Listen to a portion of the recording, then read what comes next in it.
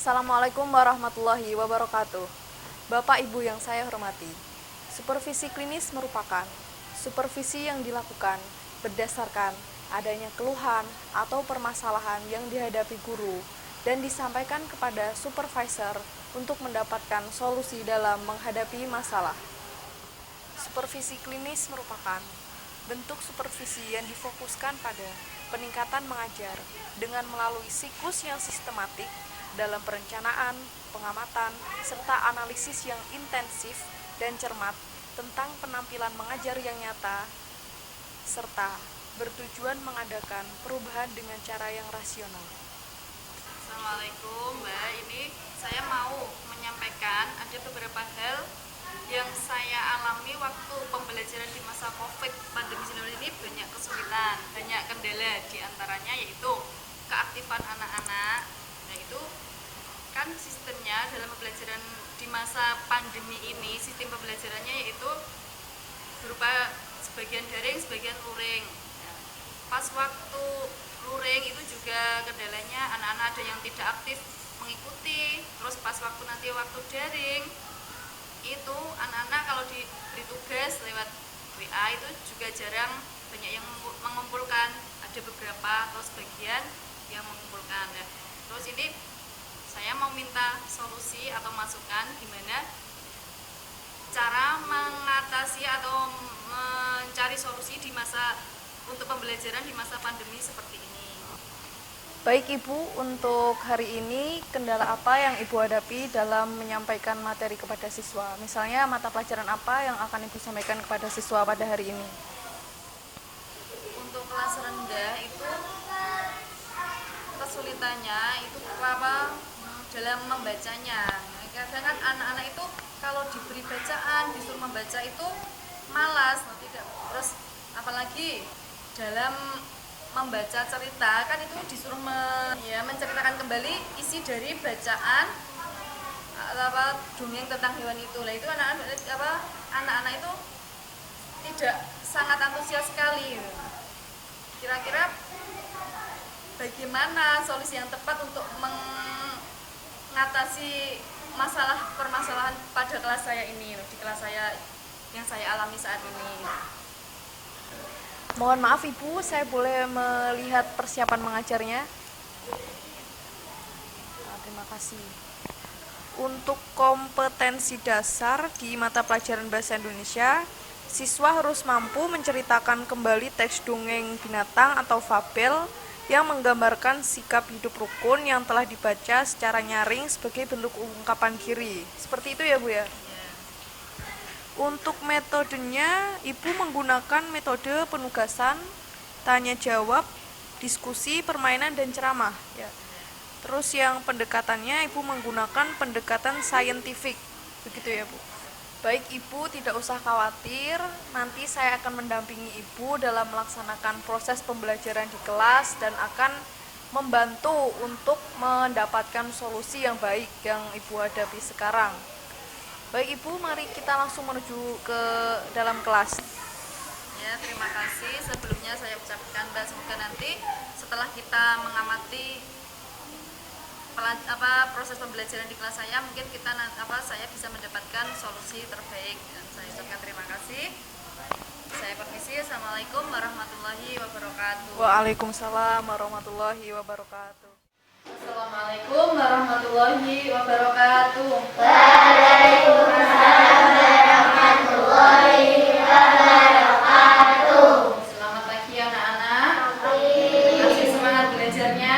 Masih. Ya, meskipun kita belajar pada masa pandemi COVID-19 ini, kita tetap harus semangat. Kita tidak boleh putus semangat, harus tetap semangat belajar. Baik, untuk materi hari ini silakan dibuka bukunya tema 7 ya. Silakan. Baik anak-anak, sebelum kita mulai pelajarannya perlu tulis absen dulu. Mungkin hari ini ada yang tidak masuk. Siapa yang tidak masuk untuk pertemuan hari ini? Sama Rama ya, enggak apa-apa, biar nanti yang rumahnya dekat biar memberikan info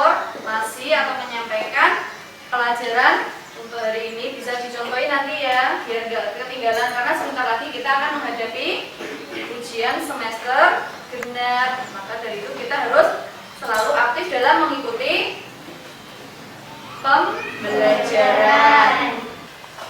Oke, anak-anak, untuk pembelajaran hari ini kita akan menulis sebuah dongeng ya. Dongeng tentang hewan. Sebelumnya kemarin sudah bersampaikan. Dongeng tentang hewan itu disebut apa anak-anak kemarin itu? Masih yang ingat? Masih ada yang ingat? Dongeng cerita yang menceritakan tentang kehidupan hewan atau binatang disebut apa?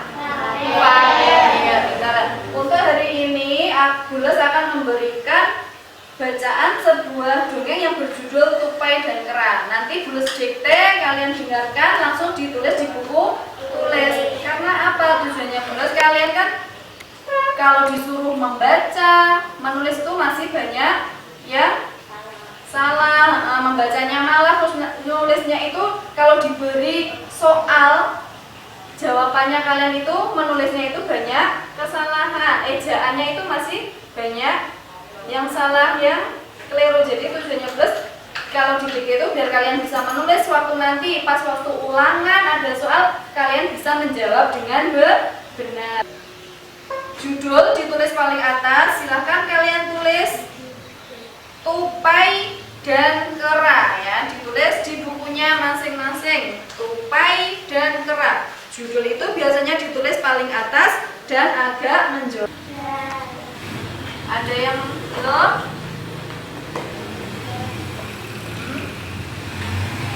Sudah semua ya? Ya, sekarang garis bawahnya ya. Ini tupai dulu, malah punya Mas Devin. Terus bawahnya seekor, garis kedua seekor.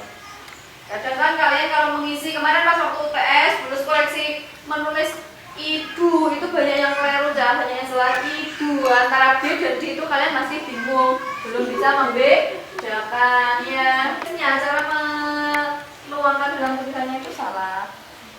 Seekor E-nya 2 toh, SEC E lagi. Musang.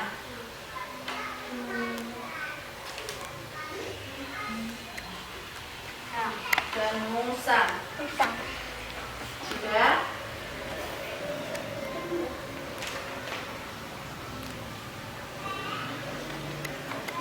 Di hutan, tinggal di hutan. Nah, tujuannya kalau di dikte itu apa? Biar nulisnya yang rindang. Ayo tulis lagi, yang rindang.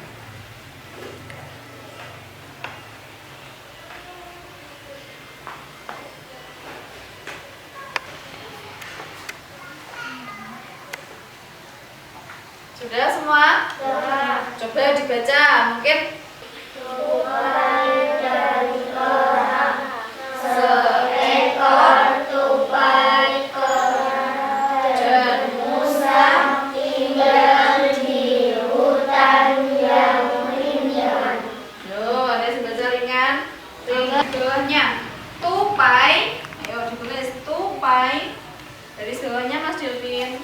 Nah, garis ketiga. Kamu kan tadi yang satu tidak muat. Tupai bersikap.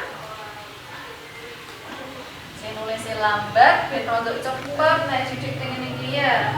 Gak dolanan wae. Bersikap. Tupai bersikap sombong. Sudah? Karena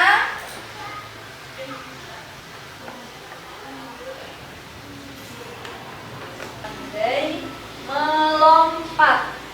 Oh, tenang, Angga nulis rindang tadi salah. Kok rendah nih, yo. Rindang nih dihapus dulu. Apa? Karena pandai melompat. Karena pandai melompat.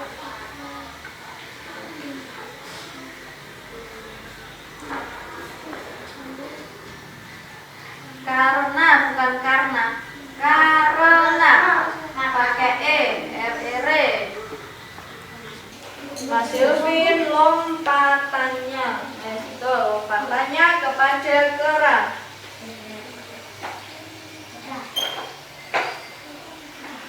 Musang.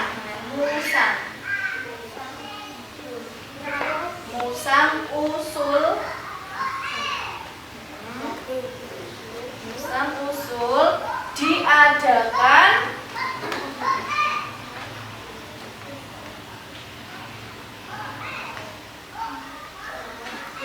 lomba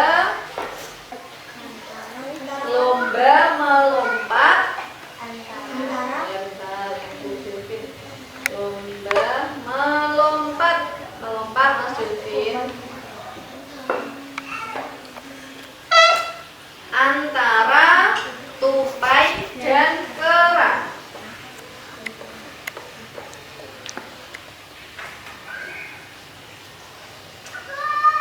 Belum Mas Julvin? Bingung nih kan?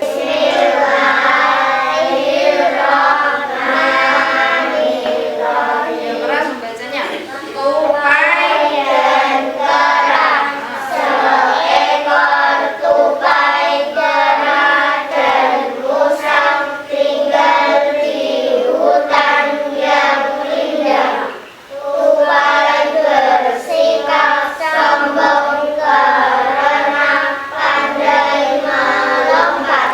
musang menjadi wasit. Bawahnya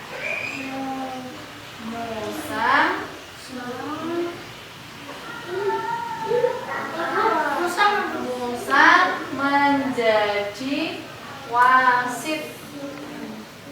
Ayo Seva, nggak boleh buka bukunya yang atas ditutup. Tupai menengok kera di belakangnya.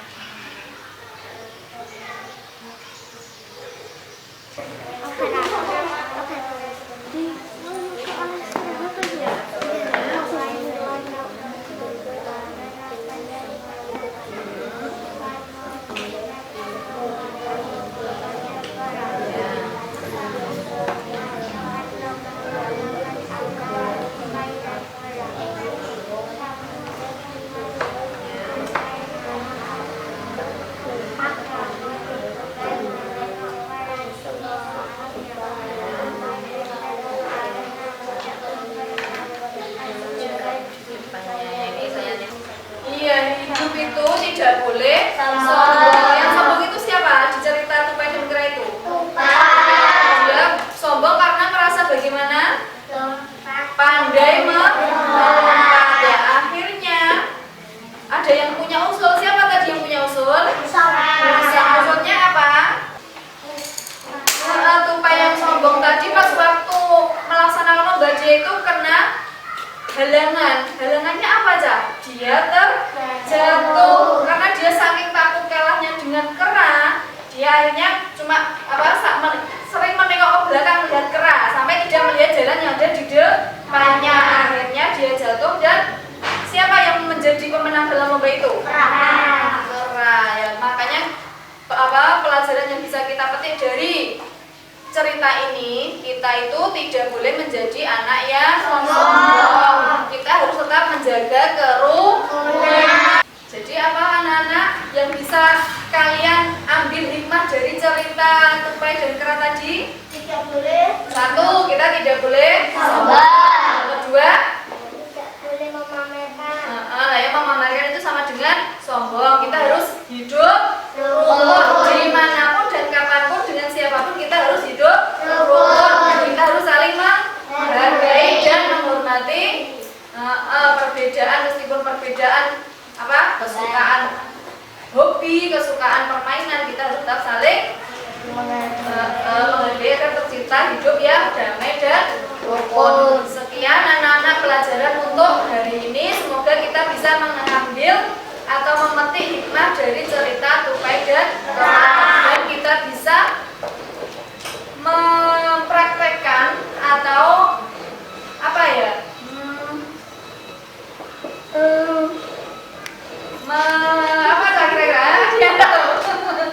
kita praktekkan, kita laksanakan, kita terapkan ya, kita bisa menerapkan dalam kehidupan kita sehari-hari. Kalau kita itu dimanapun kita tidak boleh menjadi anak yang Sombong. Kesombongan itu apa?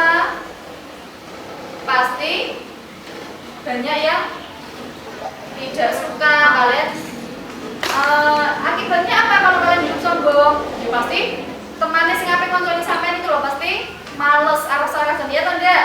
Ya. Sekian untuk pelajaran hari ini, semoga bermanfaat dan jangan lupa di rumah nanti tetap dibuka bukunya, belajar yang rajin karena sebentar lagi kita mau melaksanakan semester genap.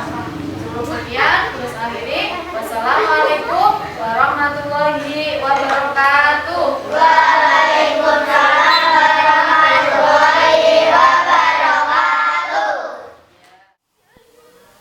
Bagaimana menurut Mbak, apakah setelah Mbak melakukan observasi di kelas saya, apakah siswa saya sudah ada peningkatan mulai dari keaktifannya atau mungkin keantusiasannya dalam mengikuti proses pembelajaran yang saya laksanakan pada hari ini? Baik Ibu, untuk yang sudah saya amati tadi waktu proses pembelajaran bahwa siswa sudah ada perubahan dan peningkatan dalam keaktifan proses pembelajaran.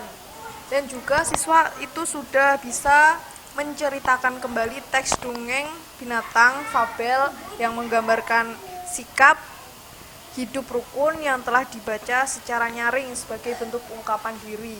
Baik Ibu, untuk solusi yang kedua bahwa siswa kan katanya sering tidak mengumpulkan tugas di WA. Berarti itu nanti solusinya guru pun harus bisa bekerja sama dengan orang tua dan orang tua pun harus bisa membimbing dan mengawasi anaknya apakah ini tugas sudah dikumpulkan atau belum. Dan begitu juga untuk kehadiran siswa di sini masih rendah. Yang saya lihat tadi masih ada 6 siswa yang belum masuk kelas dalam proses pembelajaran luring. Itu nanti bisa dikoordinasikan kembali kepada orang tua dan Ibu bisa menyampaikan bahwa orang tua harus bisa membimbing anaknya agar dia dan mempunyai peran aktif dalam proses pembelajaran di masa pandemi COVID-19 ini. Baik, terima kasih banyak Mbak sebelumnya. Mungkin atas masukan atau saran dari Mbak mungkin bisa membantu kelancaran dalam proses pembelajaran di masa COVID-19 ini. Semoga pandemi ini juga segera berakhir dan anak-anak bisa kembali belajar aktif seperti sedia kala. Terima kasih. Terima kasih kembali Bu atas pemberian waktu Ibu yang mohon maaf saya mengganggu waktu Ibu sekarang.